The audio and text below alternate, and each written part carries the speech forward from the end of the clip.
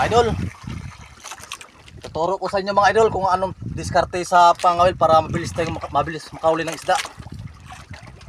Yun mga idol, ang diskarte niya mga idol, sa bawat palaro mo ng pamain mo mga idol, bigyan mo ng pagmamahal. Bigyan mo ng pagmamahal mga idol, sana all may pagmamahal. Sa asawa lang mga idol ha, hindi sa kapitbahay. Tingnan nyo idol, dahil may pagmamahal sa asawa ko, kinain ng isda mga idol. Ayaw kol, bata pa kol oy. May isda mga idol. Yan ang teknik mga idols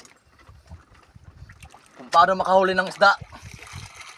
Kailangan bigyan mo ng pagmamahal.